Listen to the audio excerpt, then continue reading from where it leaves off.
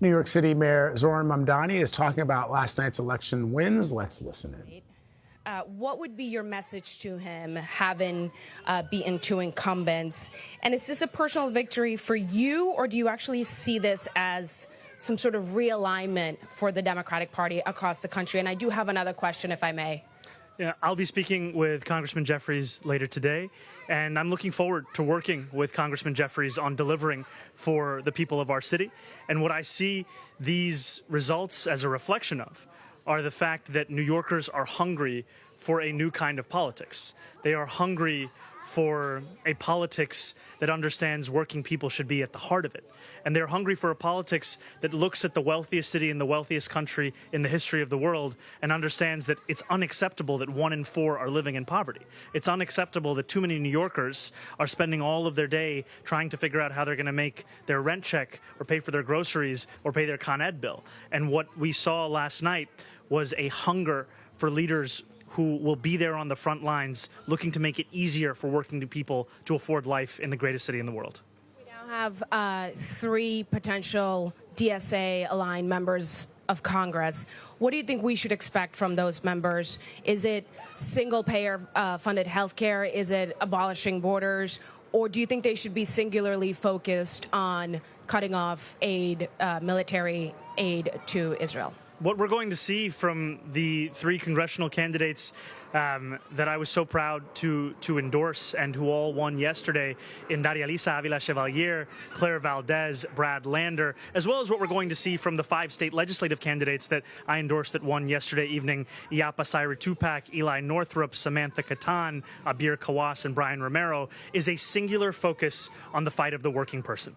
The working person is struggling in our city to afford basic needs. And what you will see, whether it's a vision on making healthcare more affordable, on making housing more affordable, or on a vision, as Daria Lisa often talks about, of investing in babies, not bombs, is the kind of conscience, the kind of clarity, the kind of conviction that has been missing in our politics for far too long. And I cannot wait to work with them on accomplishing that.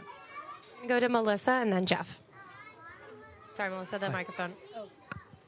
Gloria touched on a little bit of what I was going to ask, but your chosen candidates will now likely cause the number of socialists in the House to rise to double, from 2 to 4 at least, I believe the number is. But what are 2 specific examples of federal policies that they could change with their votes, given that we're talking about 4 socialists? I think what we can see in their candidacies and what we will see in their leadership is a commitment to humanity.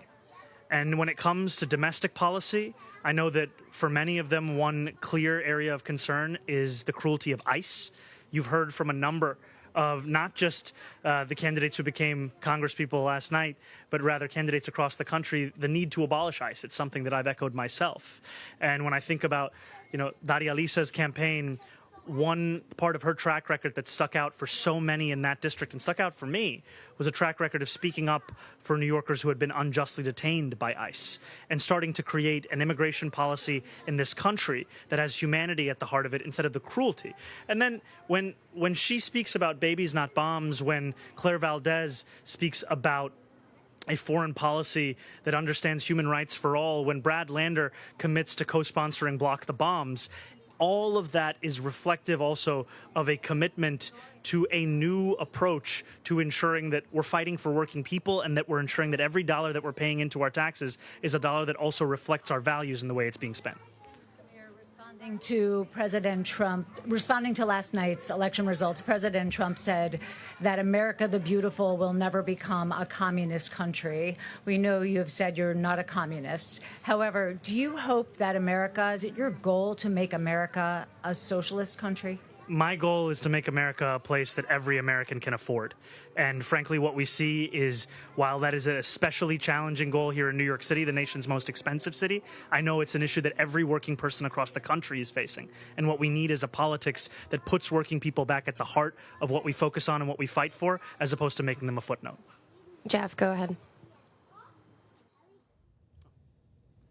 All right, you've been listening to New York City Mayor Mamdani. Oh, there you go. The feed just kicked us off, but the mayor is still taking questions from reporters here in New York City. Of course, he's celebrating after endorsing 3 candidates, 2 of which upended and ended the terms of incumbents here in the New York City area, including Dan Goldman in New York 10.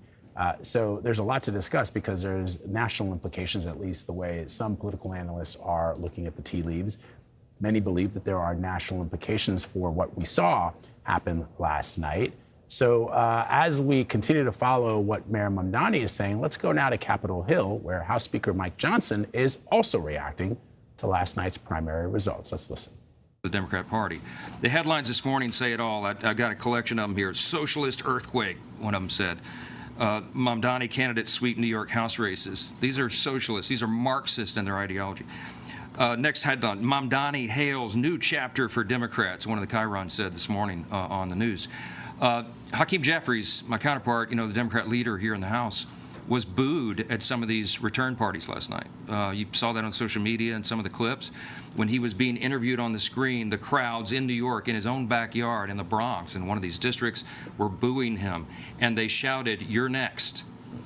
Hakeem Jeffries has a tall task ahead of him right now. He's got to go out and somehow make a credible pitch to Democrat establishment donors that that's a good national investment right now. That's a tough one to make. He has just proven that he cannot even hold the line in his own backyard. How can he possibly defend against the Marxist march around the country in these other districts? This is not your father's Democrat Party, as we say all the time. Last night, among the incumbents who lost, Adriano Espaillat, who's chair of the Democrats' Hispanic Caucus, Dan Goldman, who was mocked for his Jewish heritage in a coffee shop in New York and maligned online because of that. The Democrat Party, the socialists, the Marxists, have nominated some of the most radical candidates to ever run for office, and they're running for Congress. The insurgent left is on the rise. I was reminded all last night and this morning about the warning, the admonition from the Gipper, President Ronald Reagan. And he reminded us constantly, freedom is never more than one generation away from extinction. And he said, it's got to be fought for, it's got to be protected, it's got to be passed along to the next generation, so that they too will know the same liberty, opportunity, and security that we've known and frankly too often take it for granted. He said freedom is not passed along in the bloodstream. It's got to be fought for. And these are the times that Reagan was warning about. He was warning about communism overseas. Now it is on our own shores. And it is a very serious time, and every American needs to wake up and understand the threat. I want to share with you some of the lowlights, some of these candidates who are emerging through these through the processes. Last night made crystal clear, as Leader Scalise said, that Zohran, Mandani, and AOC and Bernie Sanders have just taken full control of the Democrat Party, or what was left of it. Across the country, Democrats have candidates winning primaries and rising through the ranks. Here's a few of them. Vang in California, one of the Democrats, she won't say the Pledge of Allegiance. Hamaway in New Jersey, Democrat candidate, socialist candidate, has ties to Al-Qaeda and other terrorists. Chevalier won last night in New York over Hakeem's counter endorsement. She says she wants to abolish the border. She doesn't want a border for the country. Mendoza in Arizona wants to decriminalize trans prostitution. Apparently that's a thing.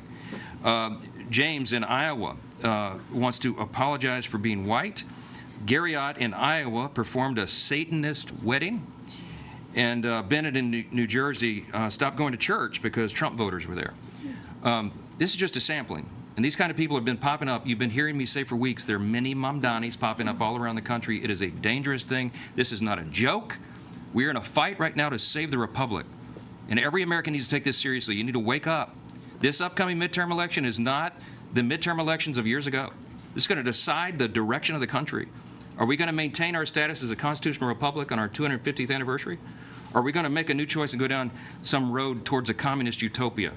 That's the choice right now. We've been saying for months it's a contrast election. We've been saying it's a contrast between common sense and crazy. That's exactly what's going on. They give us new illustrations. All right, you've been listening to House Speaker Mike Johnson, as you can imagine, using rhetoric that does not, for a lot of people, fall into the reality of what we are seeing happen in New York City. But voters are going to decide in September. That's why there's so much attention on what's happened in New York and the rise of Zohran Mamdani, which actually probably, as most political analysts will agree, began with the election of Alexandria Ocasio-Cortez about 8 years ago, when she unseated an incumbent, a long-term Democratic congressman in her district.